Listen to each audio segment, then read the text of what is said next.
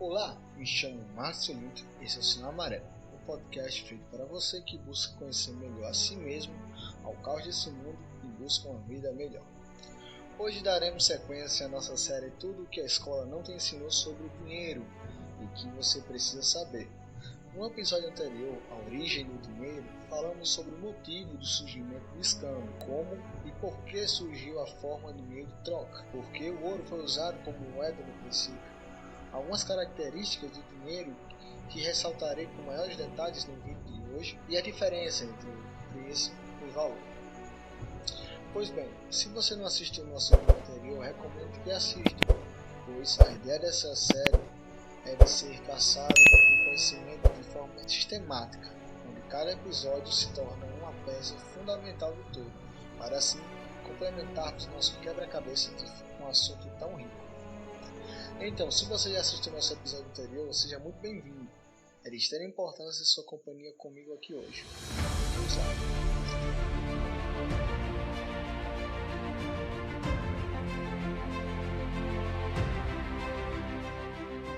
No último episódio, paramos justamente no valor do dinheiro, porque algumas moedas valem mais do que outras. Você já parou para pensar o motivo que justifica?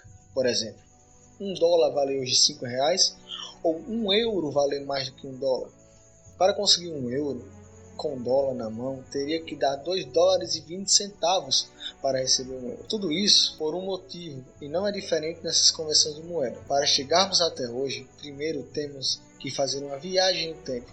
Para ser mais preciso, para a época do surgimento dos juros. É fundamental entendermos isso para termos noção da complexidade do dinheiro. Após a queda do Império Romano e sua política inflacionária, que falaremos em episódios futuros, a Europa se dividiu em vários feudos. Este período da história, conhecido como feudalismo, durou grande parte da Idade Média.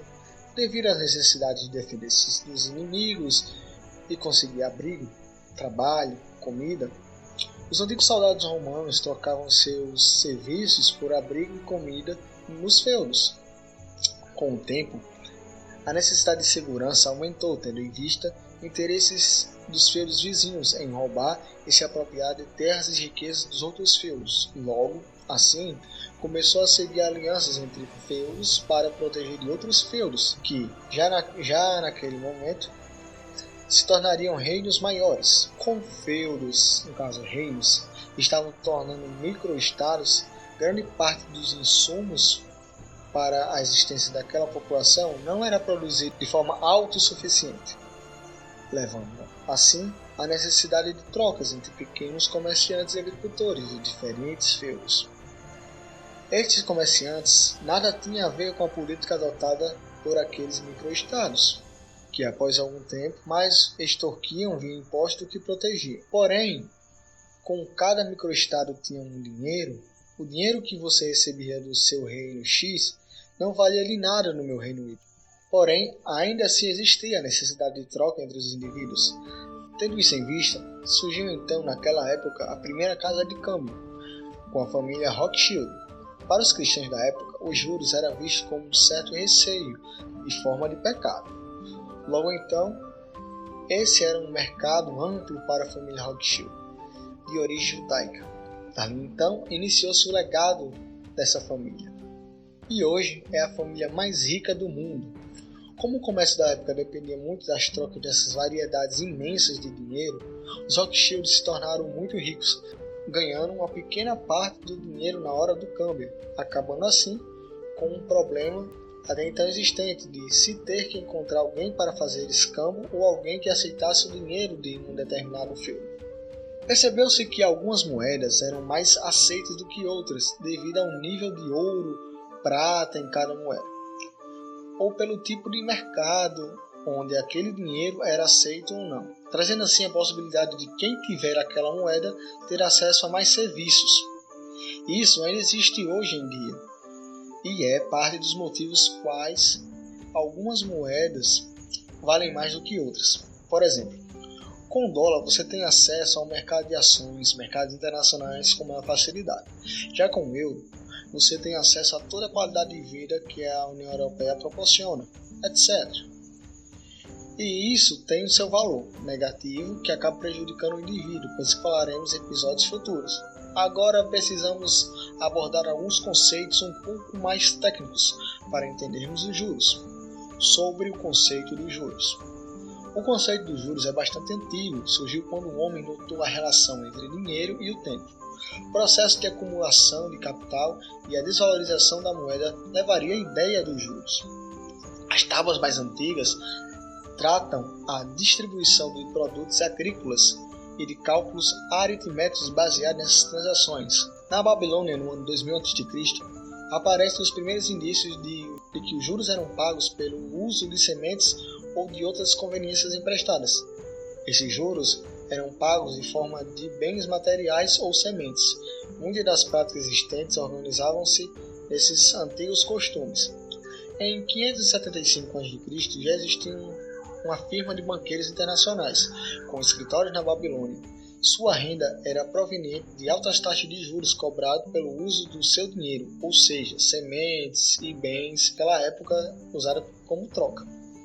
Não dinheiro como conhecemos hoje em dia, e tampouco ouro, pois até então não tinha sido criado a moeda. Quando as sementes eram emprestadas para a semeadura plantio em uma certa área, o pagamento era realizado na colheita seguinte, ou seja, o pagamento era dado com o fruto daquela produção, no prazo do ano. Assim, o cálculo de juros era feito numa base atual, conforme a necessidade de cada época. Deste modo, foram sendo criadas novas formas de trabalhar com a relação tempo-juros, juros semestral, bimestral, diário, etc. Entendemos aqui que o conceito da taxa de juros pode ser entendida como o valor do dinheiro no tempo, isto é, o preço que os tomadores de empréstimos pagam aos emprestadores para usarem o dinheiro que não é seu durante um determinado período. Na prática, é uma compensação pelo tempo que o dinheiro ficou emprestado. Se eu te emprestar um dinheiro, então nesse período eu deixo de lado a possibilidade de transformar esse dinheiro em um produto e vendê-lo. Provavelmente eu até ganharia mais fazendo esse giro de caixa e transformando dinheiro em serviço direto. Porém, se não quero correr riscos, posso emprestar meu dinheiro e usar os juros para colocar um preço sobre o meu dinheiro e assim tornar meu dinheiro o próprio produto. Então é justo e viável que eu, tendo meu risco diluído em emprestar meu dinheiro, ganhe menos emprestando do que aplicando meu dinheiro diretamente no mercado. Em vez de me arriscar criando negócios em que não entendo que posso perder meu dinheiro, prefiro então emprestar esse meu dinheiro para alguém com real potencial de aplicá-lo de forma correta, criando negócios no qual realmente atende a necessidade das pessoas. E não é toda pessoa que tem capacidade de identificar essas necessidades e atendê-las. Por isso, o preço dos juros varia conforme o risco, pois a recompensa aumenta havendo maior probabilidade da perca. Se o negócio não é consolidado e é visto como águas ainda não velejadas, então não se tem informações suficientes para saber se aquele negócio apresenta uma real, entre aspas, certeza de retorno. Quanto mais seguro for a aplicação do dinheiro, mais fácil então de conseguir um empréstimo. Com mais pessoas ofertando dinheiro, a taxa de juros diminui. Hoje em dia, o órgão social responsável por identificar essas pessoas que geram o valor de emprestar o dinheiro a elas, cobrando juros, são os bancos. E é exatamente sobre ele que vamos falar agora. O surgimento dos bancos. Já com todo o sistema de juros e moedas baseado em metais raros existindo, passa a existir o acúmulo de capital. E com isso, a necessidade de guardá-los de forma segura, longe de ladrões, em um local onde sua privacidade seja respeitada. Então, durante a Idade Média, surge o primeiro banco que hoje em dia tem conhecimento. O primeiro banco do mundo surgiu no Renascimento, em Gênova, fundado em 1406, na cidade de São Jorge, com o nome de Banco de São Jorge. O nome banco foi dado pelos judeus, que os criaram, e tem origem romana, que significa a mesa em que era realizada as trocas de moedas. Com o passar do tempo, os banqueiros passaram a aceitar depósitos monetários e, em troca, o banco emitia uma espécie de certificado, Esse certificado garantia que o indivíduo que fosse até o banco com aquele papel em mão teria como sacar suas moedas, até então lastreadas em ouros e metais nobres. Como era mais prático trocar esses papéis P2P, ou seja, de pessoa para pessoa, em vez de ter que fazer toda a burocracia de ir até o banco para sacar o dinheiro e então realizar a troca entre o cliente e comerciante, seguiram naturalmente o hábito de trocar apenas os papéis, já que eu tendo o papel na mão, qualquer hora poderia sacar as moedas no banco. Daí então surgiu o papel moeda, também conhecido por papelzinho colorido, que até então era lastreado em reservas bancárias. Estas reservas bancárias poderiam ser ouro, terras e coisas de valores tangíveis. Aqui deixarei uma observação importante. O sistema de papéis moedas lastreado em algo tangível funcionou por centenas de anos e por grande parte do seu tempo foi de grande eficácia econômica. Porém, em 1972, ele foi alterado, mudando seu lastro de coisas tangíveis de valores reais por representações de eficiência política e de cada estado ou casa-moeda emissário daquela moeda. Basicamente, pode-se resumir que trocaram seu dinheiro baseado em ouro por um dinheiro lastreado em honestidade política. Esse movimento mudou drasticamente a relação entre seu trabalho e o valor das coisas, de uma forma que hoje em dia o Estado consegue te roubar. Porém, falaremos sobre isso em episódios futuros. Foi após a percepção de que nem sempre as pessoas retiravam todo o que haviam depositado, ou seja, sempre havia dinheiro para circular, que surgiu a ideia de conceder empréstimos mediante a pagamento de juros. Esta foi a base para o enriquecimento dos banqueiros, que deixaram de ser simples cambistas e passaram a ser banqueiros como conhecemos hoje em dia. Contudo, a cobrança de juros era algo de total desaprovação da Igreja, como antes foi mencionado, aspecto que explica o porquê da existência de muitos judeus no ramo bancário na época. E por que hoje em dia grande parte das famílias e grupos que dominam o dinheiro são dessas descendências.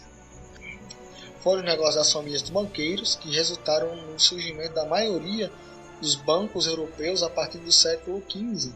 Com a queda do feudalismo, os banqueiros passaram a receber muitas porções de terras oriundas de dívida dos senhores feudais, aspecto que os transformaram em uma classe muito poderosa. Esse poder foi usado então para o financiamento de guerras e revoluções ao redor do mundo, criação de órgãos públicos como bancos centrais, criações de países e até mesmo do Brasil. Inúmeros acontecimentos grandiosos na história humana aconteceram derivados das famílias que, desde esse tempo, dominam o mundo das finanças. E aí, gostou? Por hoje é isso, agradeço demais a quem ficou até aqui. É de extrema importância, sério, muito importante mesmo pra gente que você deixe o like do apoio. Caso tenha gostado do conteúdo, espero que esse vídeo possa ter te ajudado a se tornar uma pessoa um pouco melhor, a se obter um pouco mais de conhecimento. Busque ser uma pessoa melhor e lembre-se, melhorar nunca é demais, somente você saberá determinar o seu limite. Isso é de extrema importância para o seu eu pessoal. Um forte abraço, fique com Deus e até o próximo vídeo.